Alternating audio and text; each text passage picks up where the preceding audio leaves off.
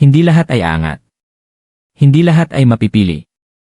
Habang marami ang patuloy na nahihirapan, walang sawang nagsusumikap at naghihintay ng kanilang tagumpay, tahimik na kumikilos ang kapalaran sa likod ng mga pangyayari. May mga sandali sa buhay na ang universo ay inililihis ang atensyon nito sa ilang tao, sa mga tahimik na nagtiis, nagsakripisyo ng malalim, at tumangging sumuko sa kabila ng mga pagkadismaya. Ang kayamanan ay hindi laging maingay kapag papalapit na. Minsan dumarating ito na parang isang bulong bago tuluyang maging isang malakas na dagundong. At sa ngayon, minarkahan ng kapalaran ang 4 na zodiac signs para sa isang makapangyarihang pagbabago sa pananalapi. Ang tanong ay kasama ba ang iyong zodiac sign sa kanila? Para sa maraming tao, ang kayamanan ay tila isang bagay na napakalayo, halos para bang nakalaan lamang para sa iba. Nagsusumikap ka, nagtitiis ka, pasan mo ang mga responsibilidad para sa pamilya, ngunit minsan ay parang napakabagal ng pag-usad. May mga gabing puno ng tahimik na pag-aalala, mga umagang bumabangon ka muli kahit pagod na pagod, at mga sandaling tinatanong mo ang sarili mo kung ang lahat ba ng sakripisyo mo ay tunay na magbubunga. Ngunit paano kung ang pagkaantala ay hindi naman talaga pagtanggi? Paano kung ang kapalaran ay naghihintay lamang ng tamang pagkakatugma bago buksan ang mga pintong sadyang nakalaan para sa iyo? Sa buhay, hindi sabay-sabay dumarating ang kasaganaan sa lahat. May ilan na mas matagal subukin. May ilan na hinuhubog sa pamamagitan ng paghihirap. At may ilan na tahimik na inihahanda para sa isang bagay na higit pa sa kanilang inaakala. Sa ngayon, gumagalaw ang enerhiya ng kapalaran. Nagbabago ang balanse. At sa lahat ng zodiac signs, 4 lamang ang papasok sa isang yugto kung saan ang kayamanan ay hindi na pangarap lamang, kundi isang unti-unting nagiging realidad. Ang batas ng kapalaran at enerhiya ng kayamanan. May isang katotohanan tungkol sa kayamanan na madalas hindi nauunawaan ng karamihan. Ang pera ay hindi lamang bunga ng pagsisikap. Ito rin ay resulta ng tamang oras, pagkakatugma, at mga paghahandang hindi nakikita. May ilang tao na mabilis makamit ang tagumpay, habang ang iba naman ay dumaraan sa mga taon ng pagkaantala. Ngunit ang pagkaantala ay hindi nangangahulugang pagtanggi. Kadalasan, ito ay panahon ng pagbuo. Hindi ibinibigay ng kapalaran ang kasaganaan sa taong hindi pa handang dalhin ito. Isipin mo ang mga yugto ng iyong buhay. Ang mga paghihirap, mga pagkadismaya, at mga aral na pumilit sa iyo na maging mas matatag, mas matalino, at mas disiplinado. Bawat kabiguan ay hinubog ang iyong paghusga. Bawat pagtataksil ay pinatalas ang iyong kutob. Bawat problemang pinansyal ay nagturo sa iyo ng halaga ng pagtitiyaga. Ang mga ito ay hindi basta nagkataon lamang. Ito ay paghahanda. Ang enerhiya ng kayamanan ay kumikilos na parang agos. Dumadaloy ito patungo sa mga taong nakabuo ng tibay ng loob, linaw ng isip, at malinaw na layunin. Kapag ang iyong pag-iisip ay naging mas mature, kapag ang iyong pagkatao ay naging mas matatag, at kapag ang iyong ambisyon ay naging disiplinado sa halip na desperado, may nagbabago. Ang mga oportunidad ay tila nagsisimulang mapansin ka. Pinagmamasdan ng kapalaran kung sino ang nananatiling consistent kahit walang pumapalakpak. Tinitignan nito kung sino ang nagpapatuloy kahit walang agarang gantimpala. At kapag dumating na ang tamang sandali, hindi ito dumarating ng mabagal. Dumarating ito ng may katiyakan. Sa ngayon, 4 na zodiac signs ang nakatayo sa mismong hangganang iyon, kung saan nagtatagpo ang paghahanda at oportunidad, at kung saan ang paghihintay ay nagiging gantimpala.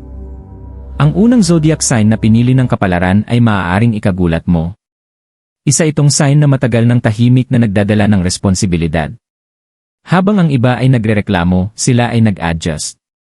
Habang ang iba ay nagdadalawang isip, sila ay patuloy na kumikilos. Kilala ang sign na ito sa pagiging matyaga, ngunit ang bihirang makita ng iba ay ang emosyonal na bigat na dala nila sa likod ng mga saradong pinto.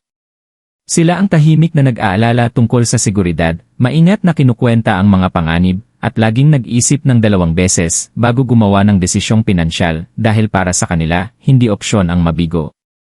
Sa loob ng maraming taon, maaaring mabagal ang naging progreso. Mga promosyon na naantala. Mga oportunidad na hindi nakuha. Mga investment na hindi agad namulaklak. Ngunit hindi sila binabaliwala ng kapalaran, pinatatag lamang nito ang kanilang pundasyon. Kinailangan nilang matutunan ang disiplina bago ang kasaganaan. Kinailangan nilang maunawaan ang istruktura bago ang pagpapalawak. Ngayon, nagsisimula ang pagbabago. Isang pintong tila habambuhay ng sarado ang unti-unting bumubukas. Isang koneksyon ang dumarating sa tamang oras. Isang ideyang minsang tila maliit ay nagsisimulang lumago at maging kapaki-pakinabang. Ang kayamanang papalapit sa sign na ito ay hindi magulo o padalos-dalos. Ito ay matatag, organisado at pangmatagalan. Dahil kapag tuluyan ng ginantimpalaan ng kapalaran ang sign na ito, hindi ito nagbibigay ng pansamantalang ginhawa lamang.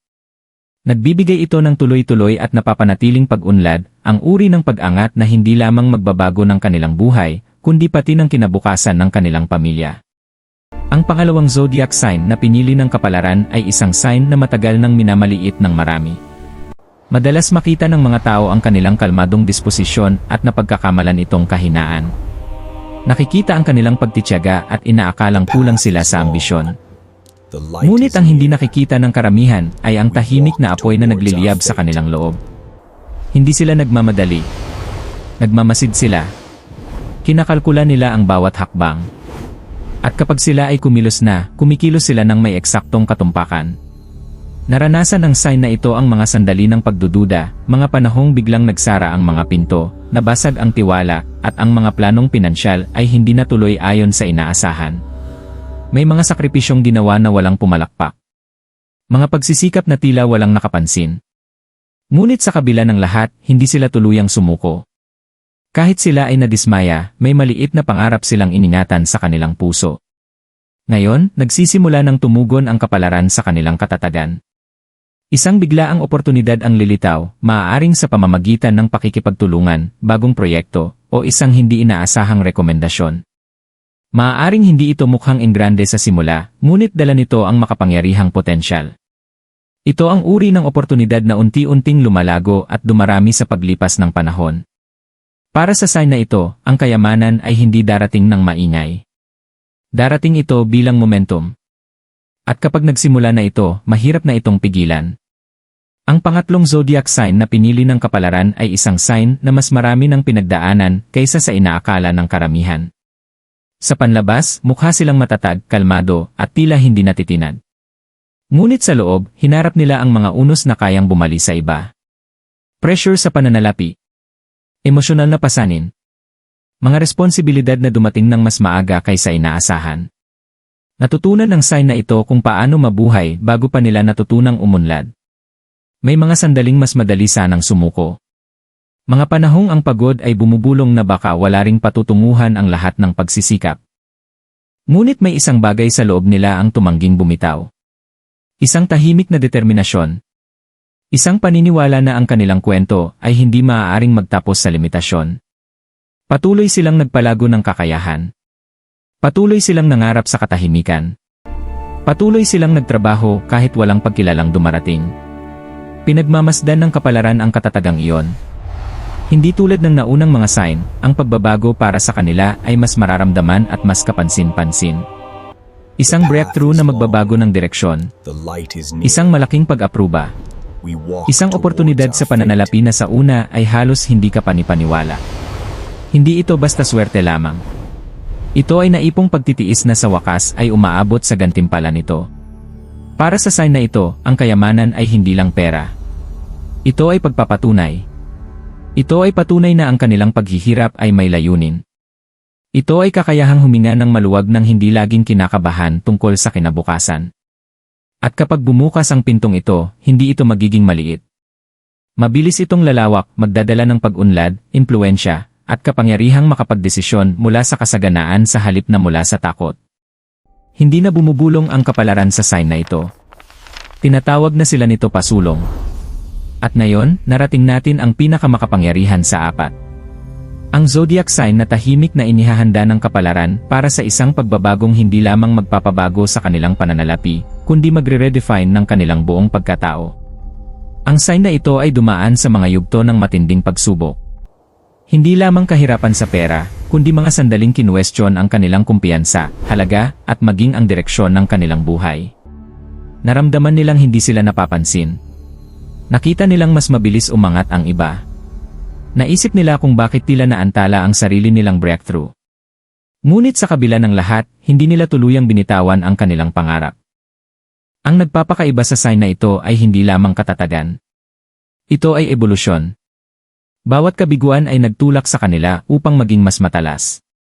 Bawat pagkadismaya ay ginawa silang mas estrategiko. Bawat pintong nagsara ay nagdirekta sa kanila patungo sa mas angkop sa kanilang tunay na potensyal. Hindi minamadali ng kapalaran ang mga taong ganito. Maingat silang binubuo. At kapag dumating na ang pagbabago, ito ay hindi maikakaila. Isang makapangyarihang oportunidad na perpektong nakaayon sa kanilang kakayahan. Isang paglawak sa pananalapi na parehong biglaan at pinaghirapan. Isang breakthrough kung saan lahat ay magdurugtong-dugtong, ang mga nakaraang paghihirap, ang pagtitiyaga, ang tahimik na paghahanda. Ang sign na ito ay hindi lamang makakaranas ng pagtaas ng kita, kundi impluwensya. Hindi lamang katatagan, kundi pag-angat. Tataas ang kanilang kumpiyansa. Magkakaroon ng bigat ang kanilang mga desisyon. Ang kanilang presensya ay mag-uutos ng respeto. Ang kayamanang papasok sa kanilang buhay ay hindi pansamantala o marupok. Ito ay organisado, may layunin at kayang palawakin. Paglago sa negosyo. Mga posisyon ng pamumuno. Pangmatagalang mga investment. Ang mga pintong dati tila imposible ay natural na magbubukas. At ang pinakamagandang bahagi. Ang pagbabagong ito ay magbibigay sa kanila ng kakayahang tumulong sa iba, sa pamilya, sa mga mahal sa buhay, at maging sa mga pangarap na minsan ay inakala nilang hindi makatotohanan. Para sa sign na ito, hindi na sila inihahanda ng kapalaran. Ngunit kahit piliin ka ng kapalaran, mahalaga pa rin ang paghahanda. Ang kayamanan ay isang oportunidad, hindi isang garantiya. Kapag nagsimulang bumukas ang mga pinto, ang pag-aalinlangan ay maaaring magsara sa mga ito ng kasing bilis. Ito ang sandali upang manatiling nakatapak sa lupa. Manatiling disiplinado. Iwasan ang kayabangan. Alalahanin ang mga aral na natutunan mo sa mga panahong mahirap. Sinusubok ng kasaganaan ang pagkatao gaya rin ng pagsubok ng paghihirap. May ilang tao na nawawalan ng direksyon kapag dumarating ang tagumpay. Gumagastos ng hindi nag-isip. Masyadong mabilis magtiwala. Nakakalimutan ang pagtitiyagang minsang nagprotekta sa kanila. Huwag mong hayaang iyon ang maging kwento mo. Kung kabilang ang iyong zodiac sign sa mga napili, unawain mo ito ng malinaw, maaaring buksan ng kapalaran ang pinto, ngunit ikaw ang kailangang lumakad papasok ng may karunungan. Mag-ipon ng maingat. Mag-invest ng may pag-isip. Magtayo ng dahan-dahan ngunit tuloy-tuloy. Ang biyayang ito ay nilalayong mag-angat sa iyo, hindi para iligaw ka. Pangasiwaan mo ito ng may kababaang loob at ito ay lalo pang dadami. Kung nabanggit ang iyong zodiac sign sa 4, huwag mong baliwalain ang sandaling ito. Minsan, mahina munang bumubulong ang kapalaran bago ito kumilos ng malakas. Maaaring ito na ang yugto ng pagkakatugma para sa iyo, ang panahon kung kailan ang paghahanda ay sa wakas nagtatagpo sa oportunidad. Ngunit mahalaga ang paniniwala. Kapag nagsimula kang umasa sa pag-unlad, iba ang galaw mo. Napapansin mo ang mga pagkakataong hindi nakikita ng iba. Kumakilos ka ng may mas matibay na kumpiyansa. At kung hindi man nabanggit ang iyong sign ngayon, tandaan mo ito, hindi kailanman natatapos ang kapalaran sa pagsulat ng iyong kwento. Ang kayamanan ay hindi panghabang buhay na pag-aari ng ilan lamang. Nagbabago ang mga yugto. Lumilipat ang enerhiya. Umiikot ang mga oportunidad.